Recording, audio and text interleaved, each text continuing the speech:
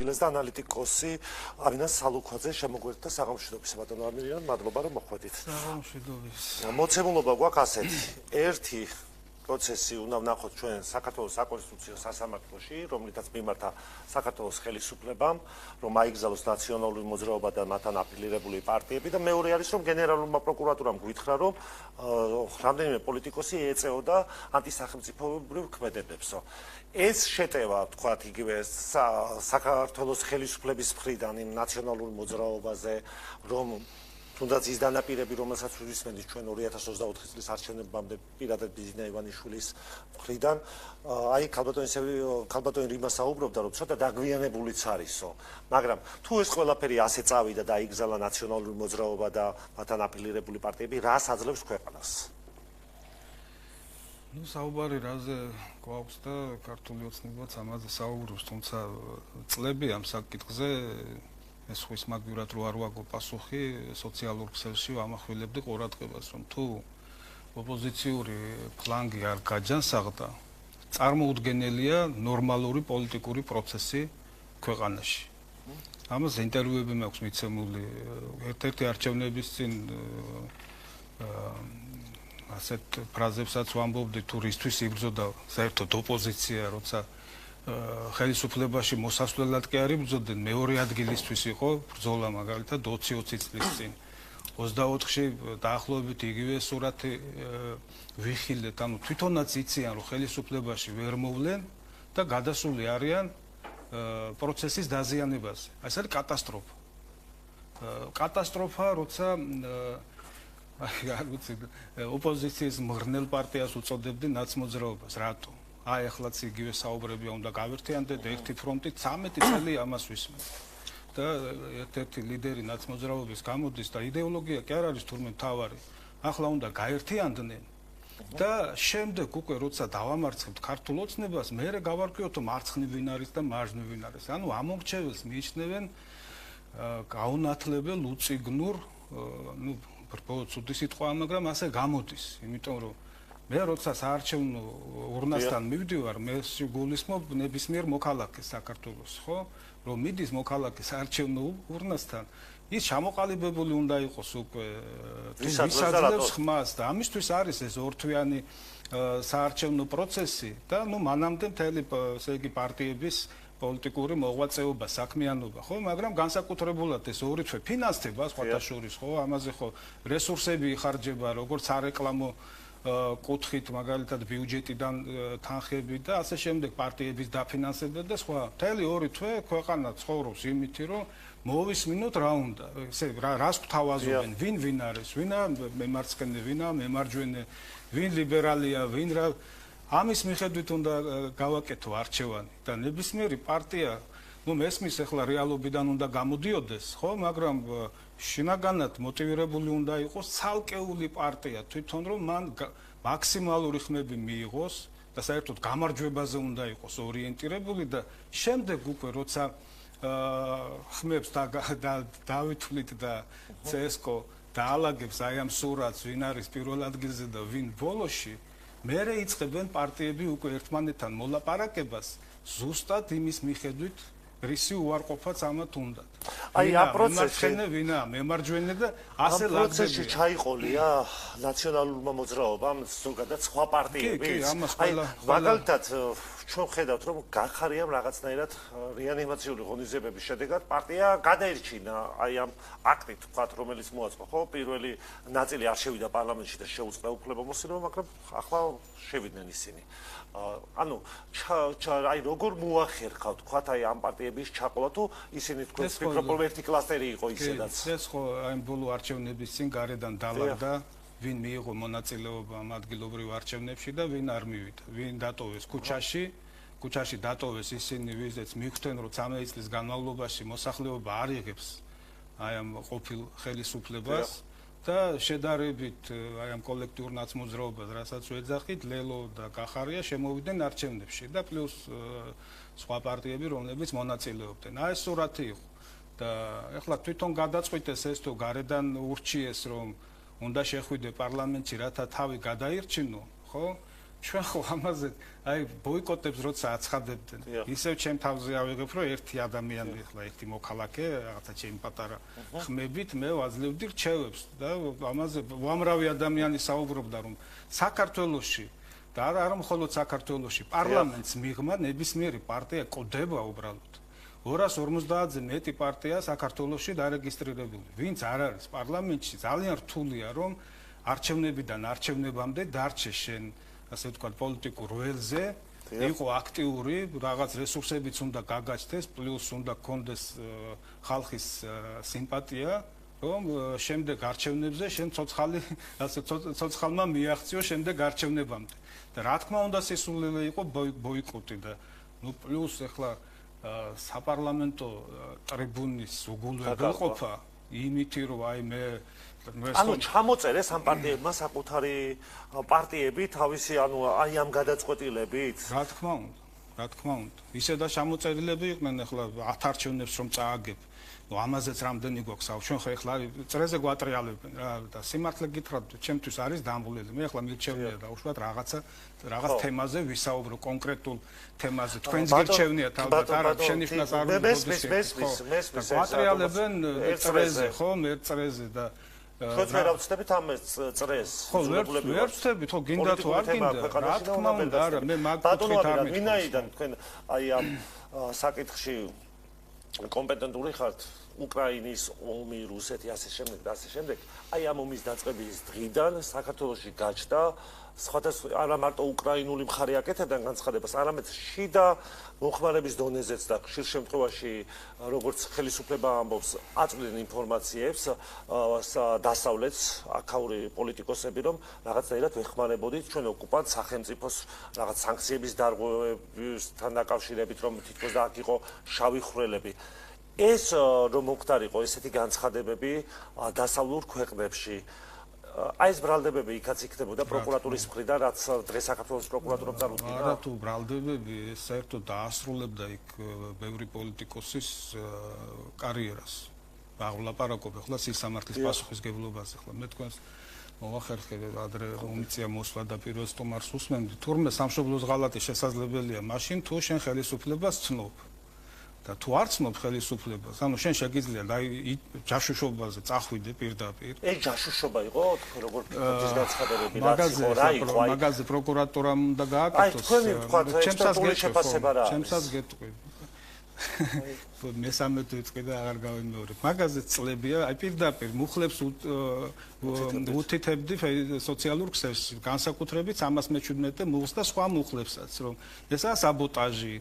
ეს უახლოვდება ჯაშუშობას და წითელ ხაზზე ზღვარზე გადიხართ და ასე შემდეგ.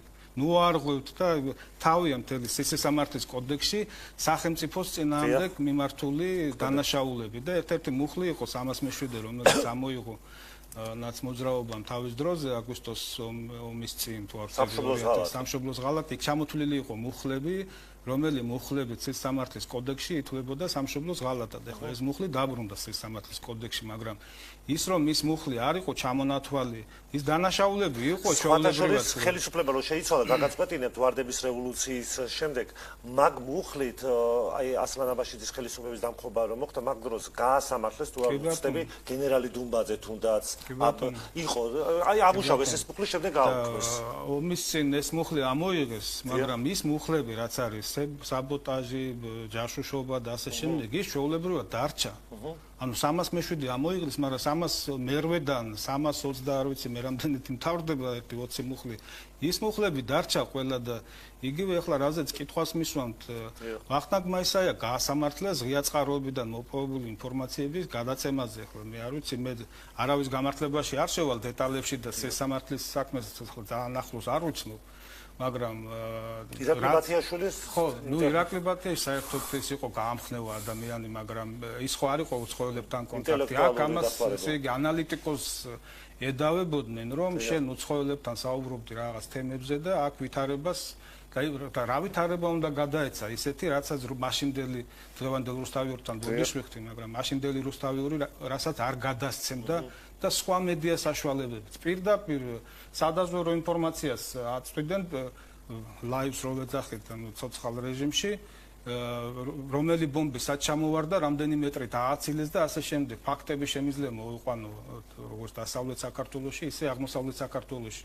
მერე სააკაშვილი იგონებს თითქოს მან გადაარჩინა და მისი მინისტრის მოადგილე თუ მინისტრი ბრიფინგს მართავდა თბილავი ამ შენთან და ამბობდა რომ თბილავი ამ შენის ასაფრენი ზოლის დაფეთქება უნდა დათო და ააცილეს და მიმართულება მიცა და მეტი კი არაფერი ჭირდება ცეცხლის კორექტირებისთვის. ნუ ახლა რომ ეუბნები 500 მეტრი დასთა სიტყვაზე დასავლეთით ან ჩრდილოეთით აღარ ჭირდება. რუკაზეც ხო ნახეთ? ხო. ნუ ახლა მე არ შევდივარ კიდევ ერთხელ ვამბობ ამ საქმის დეტალებში. თვითონ მაგმაისაერს ბევრჯერ აქვს ეს ნალაპარაკი და ჩემი თემა არა, მაგრამ ამ მუხლით გაასამართლეს. და აქ ახლა რაზე გვაქვს საუბარი? ყურეთ ხოშტარიას რა წამოსდა. ჩამონათვალს როცა აკეთებს პოლიტიკური რაღაცა ეკონომიკური ტვირთები და ის სამხედრო თემატიკაზეც ამბობს და იქ მიხვდა მე რომ სამხედრო ალბათ არ უნდა ეხსენებია და უცებ შეწყვიტა და გადავიდა სხვა ჩამონათვალს. ანუ ადამიანი იჯდა და მათ შორის სამხედრო თემებზე აგროვებდა ინფორმაციას და გადასცემდა სხვა ქვეყნის მოქალაქს. არ აქვს მნიშვნელობა იქ ჩინოვნიკია, სპეცსამსახურის თანამშრომელი, მნიშვნელობა არ აქვს, პოლიტიკოსია, ვინც არ უნდა იყოს.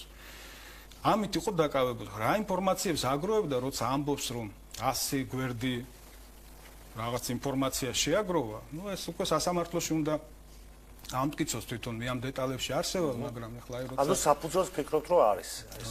საფუძველი როცა ომი მიდის ახლა ჯერ ერთი ომი როცა მიდის საერთოდ არა მე რაც გეუბნებით ღია წყაროებიდან გამოძიების საფუძველი არსებობს ანუ ხო ღია წყაროები აი შენი ქვეყანა როცა ომშია ღია წყაროებიდან მოპოვებული ინფორმაციებით შენ არ უნდა მიაწოდო არავის როცა შენი ქვეყანა ჩართული ომში შენი ქვეყანა ომში ჩართული იმიტომ რომ შენ არ განსაზღვრავ ამ ინფორმაციის საიდუმლოებას ან არასაიდუმლო ინფორმაცია შეიძლება იყოს მოწინააღმდეგე მხარისთვის ღირებული იმიტომ რომ აქ დანახული თვალით არის ეს მოპოვებული და შეფასებული. გამიგეთ და იმ სიტუაციაში როცა ანუ აი საქციების დაწესება გარკვეული მოსამართლეებისთვის, პოლიტიკოსებისთვის ასე შემდეგ ხო ხდებოდა გარკვეული ინფორმაციების მიწოდებაც.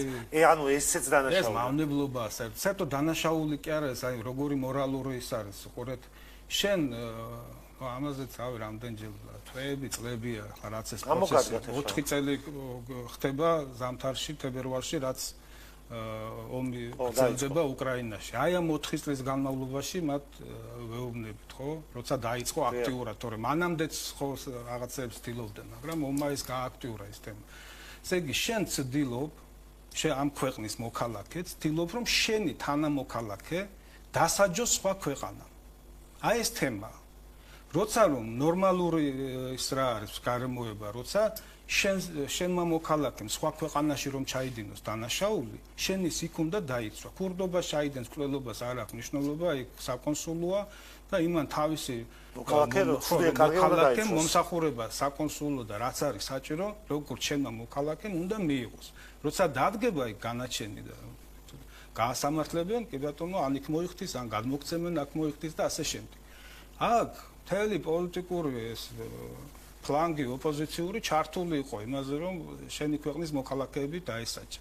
უბრალოდ არა საუბარი ახლა მთლიანად მთელი ქვეყნის დასჯარო უნდა თუ უვიზო მიმოსვლის გაუქმებით ახლა ცხოვრობდით მაგ უვიზო მიმოსვლით და არ მომკვდარ და გადავიდეთ კარგი კი არ არის ეს არის აი კიდევ ამბობ ეს კოლექტიური სასჯელი რაც ახლა მე ყველასათვის ცნობილია საბჭოთა პერიოდში დავამთავრე სასწავლებელი ხო და ზეპირად ვიცი, იქაური წესდება, ჩვენ წესდება, ჩვენ დაწერილია ქართულით, კოლექტიური დასჯა საბჭოთა ჯარშიც კი იყო აკრძალული, ანუ რაშვაშია მოქალაქე, ხო, რატომ სჯი შენ მას და სჯი მხოლოდ ერთი მიზნით, რომ მი მოქალაქემ არ შემოხაზოს 51, ანუ აი ეს არის, ან კოლექტივი. მოკლედ კითხავ, თქვენ ველოდებით ახლა გასაგებია რომ პოლიტიკოსებზე მოვისმინეთ პროკურატურის ეს განცხადება, რომ დაიწყო მათზე სამართლებრივი დევნა.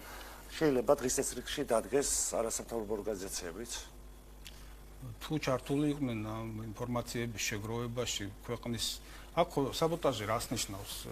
როცა შენი ქვეყნის სახელმწიფო ინტერესებს აზიანებ. ესეც ახსნილი გვაქვს ბევრჯერ მათთვის და რატომაც უგულებელ ყოფენ ამას. სახელმწიფო ინტერესები ჩამოთვლილი არის ბევრ კონცეპტუალურ დოკუმენტში, მაგალითად, ეროვნული უსაფრთხოების კონცეფციაში წაიკითხონ რა არის ქვეყნის ინტერესები. და როცა შენ ამ ინტერესების წინააღმდეგ იგივე ევროინტეგრაცია ხო არის სახელმწიფო ინტერესი, კონსტიტუციაშიც გვაქვს გაწერილი, კონცეფციებშიცაა გაწერილი. შენ აი ამ ევროინტეგრაციის ნებისმიერი საკითხის დაზიანებას როცა ცდილობ, უკვე ამ ინტერესს აზიანებ. და თავისუფლად შეუძლიათ თუ იქნება სათანადო მტკიცებულებები, რომ შენ ამ ქმედებებს ახორციელებდი, თუ ეს დამტკიცდება, შეიძლება ესეც წაუყენო სახელმწიფო ინტერესის დაზიანება ნებისმიერ მათგანს. და ეხლა რაც შეეხება უსმენდი პარტიების ეხლა საკონსტიტუციო შიში აქვს ნაცმოძრაობას. ჩამონათვალი ხომ ნახეს იმ 460 გვერდიან დოკუმენტს უნდა გაეცნონ, ისინი ხო აქილიკებდნენ იქ მისულ დაზარალებულ ხალხს, ნაწამებ ადამიანებს. არც უარყოფენ.